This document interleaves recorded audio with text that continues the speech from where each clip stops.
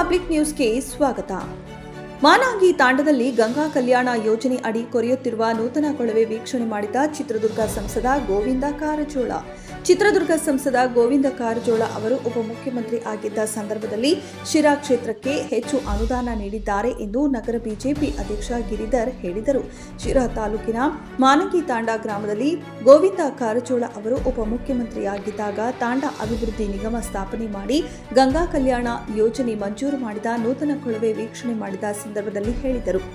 ಗೋವಿಂದ ಕಾರಜೋಳ ಅವರು ಉಪಮುಖ್ಯಮಂತ್ರಿಯಾಗಿದ್ದ ಸಂದರ್ಭದಲ್ಲಿ ಗಂಗಾ ಕಲ್ಯಾಣ ಯೋಜನೆಯಲ್ಲಿ 25 ಕೊಳವೆ ಬಾವಿಗಳನ್ನು ಬಡ ರೈತ ಕುಟುಂಬಗಳಿಗೆ ನೀಡಿದ್ದಾರೆ.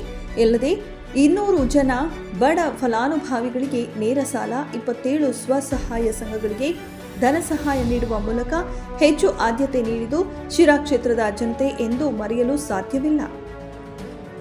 ಬಿಜೆಪಿ ಗ್ರಾಮಾಂತರ ಅಧ್ಯಕ್ಷ ಚಿಕ್ಕಣ್ಣ, ಬಿಜೆಪಿ ಮುಖಂಡ ಹನುಮಂತ ನಾಯಕ, ವೀರೇಶ್, ಲಿಂಗರಾಜು, ಸೈಯದ್ ಬಾಬಾ, ಕಾಂತರಾಜು ಸೇರಿದಂತೆ ಹಲವಾರು ಮುಖಂಡರು ಉಪಸ್ಥಿತರಿದ್ದರು.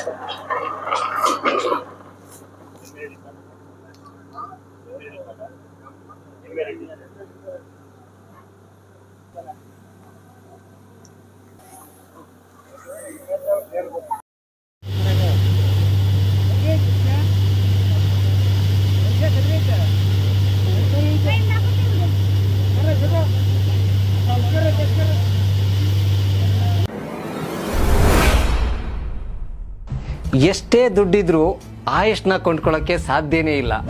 ಆರೋಗ್ಯ ಸರಿ ಇದ್ರೆ ಆಯುಷ್ ಗಟ್ಟಿಯಾಗಿರುತ್ತೆ. ಆರೋಗ್ಯ ಸರಿ ಇರಬೇಕು ಅಂತಂದ್ರೆ ನಿಮ್ಮ ಅಡಿಗೆಯಲ್ಲಿ ಪ್ರತಿದಿನ ಜೀನಿ ಗಾಣದ ಎಣ್ಣೆ ಬಳಸಿ.